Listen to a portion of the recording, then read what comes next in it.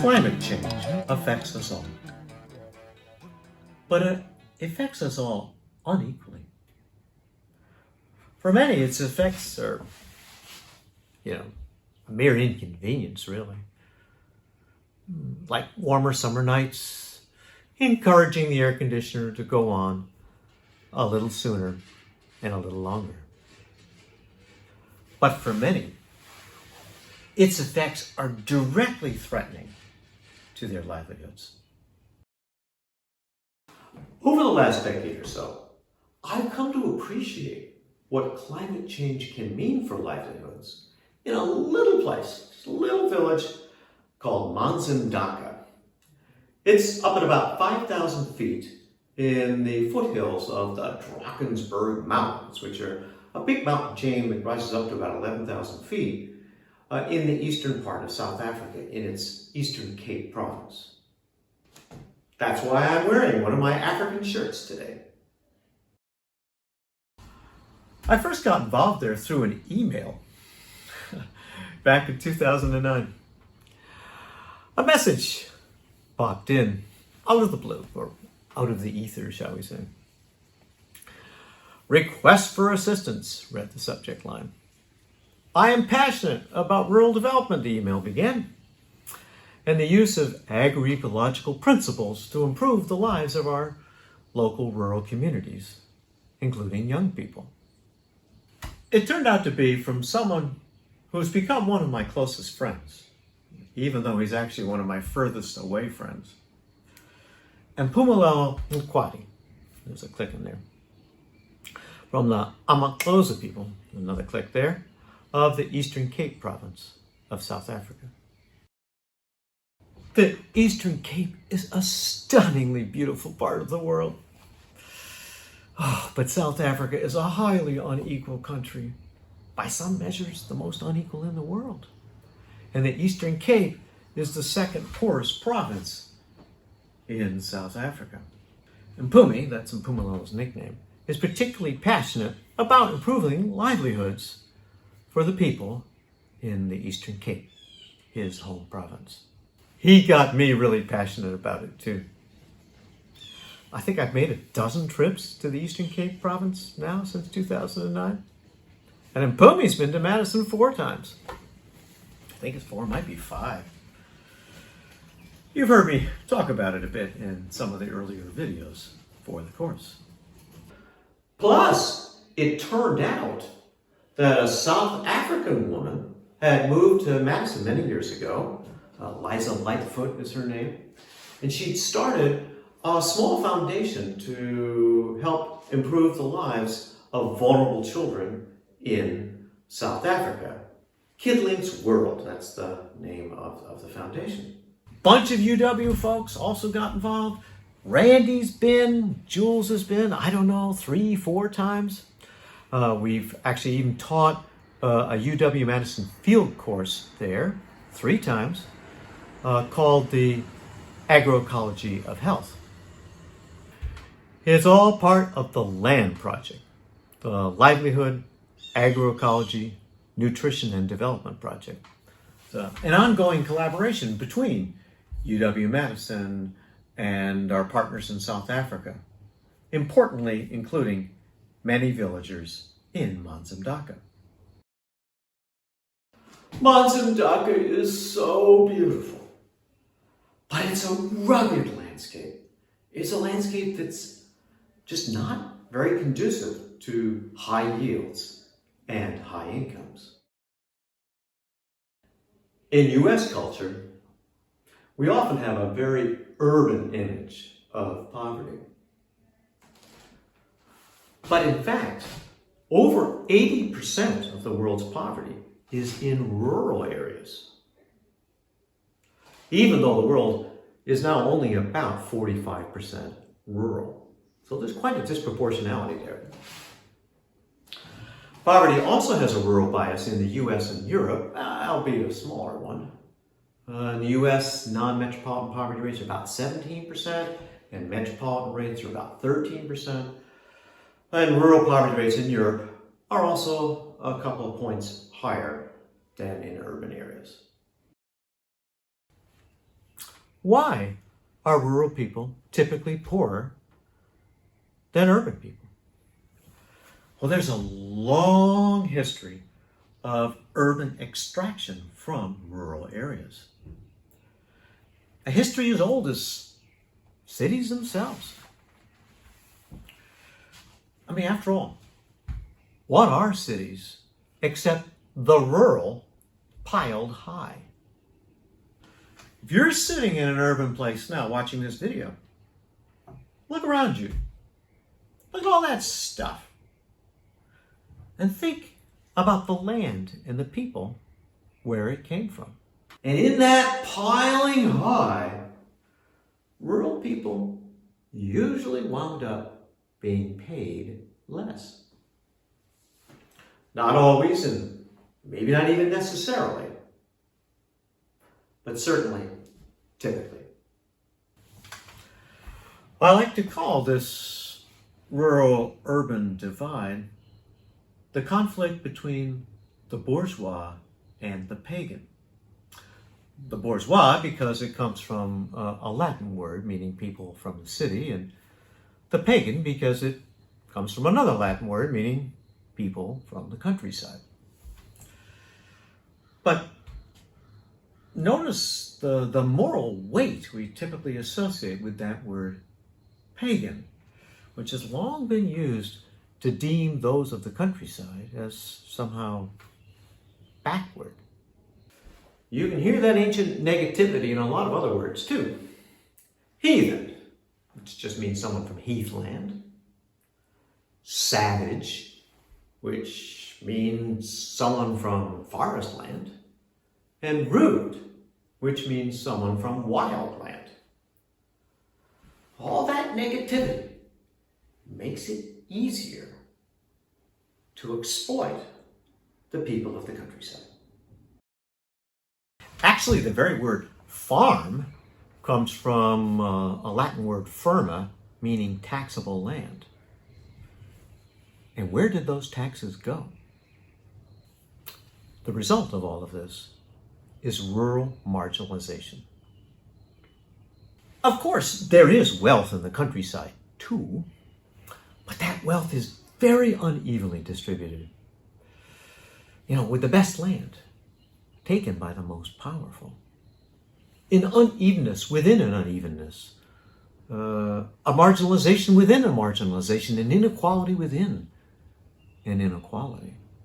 And it leaves people like the residents of that little village of Manzumtaka, particularly vulnerable to the effects of climate change. In South Africa, rural marginalization was particularly intensified by apartheid. Apartheid had an environmental dimension, actually.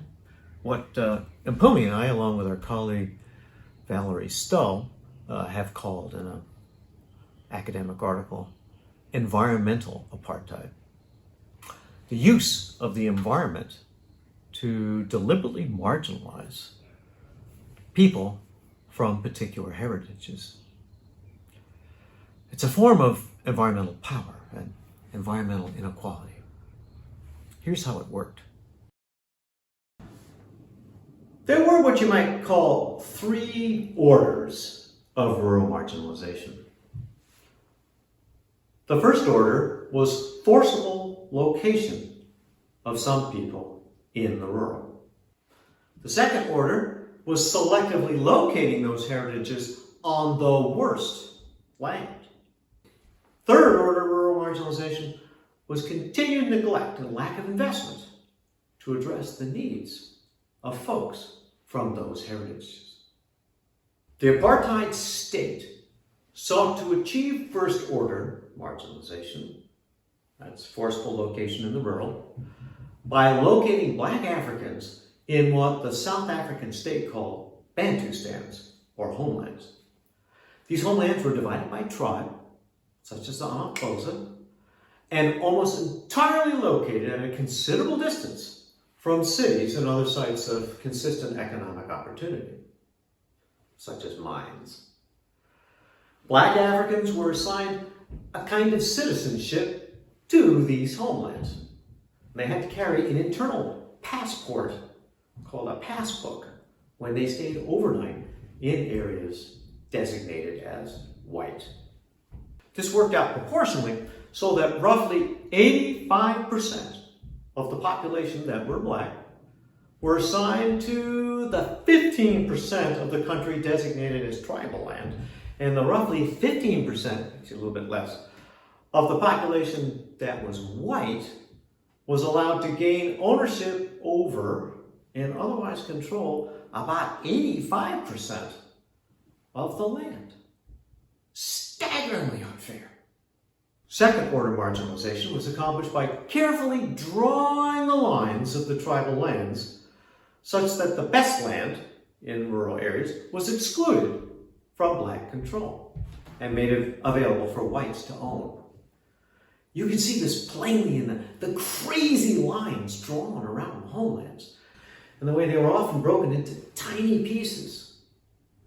The pieces that whites really didn't want anyway, because it was too rugged or too dry, or perhaps both. Take, for example, this photo of a portion of Mazimdaka. Not easy to farm there. And look at this map that shows a portion of the border of the Transkei, the homeland assigned for the Agroecology people. See how the lands assigned as tribal and communal land to the south and east are far more rugged if you look at the density of contour lines. And note here the location of Mazimdaka in that rough and rugged land. Land like this is very hard to farm sustainably. Say that there's a drought like there was for 18 months a couple of years ago, which is a long time with almost no rain. And then there's a sudden rainstorm when the livestock has munched away what little grass the land could yield during those drought times. Then you get these massive erosion events and awful erosion scars, what local people call dangas, such as these.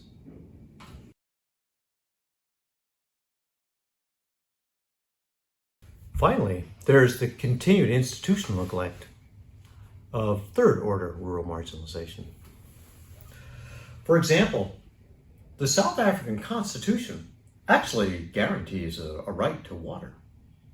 But you wouldn't know that in Mazimdaka. Here's an 82-year-old woman making her twice daily trek of half a kilometer each way for water. And here's where she gets her water. A little muddy spring, pocked with cattle hoof marks and polluted with their dung. Meanwhile, there's no work other than the struggle to get a little yield out of these beautiful but fragile hillsides.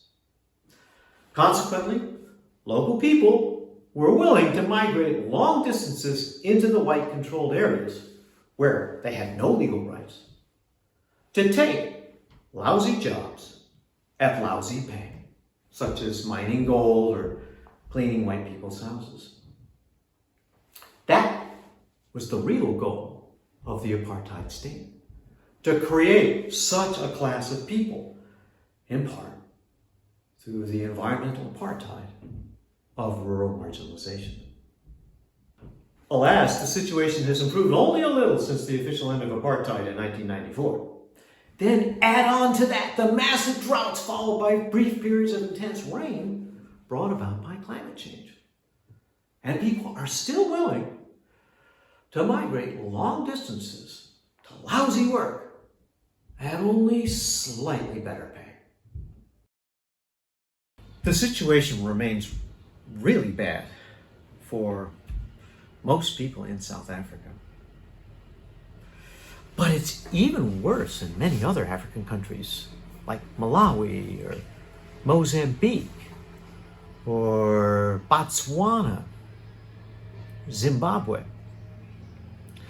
such that South Africa is a popular destination for migrants, climate refugees, very many of them, from those countries.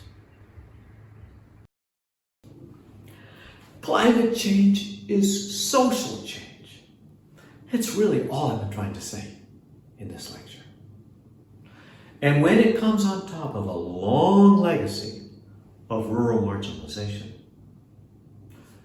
that change is unlikely to be good change for you, your family, and your community. We can do better by each other. We must do better by each other.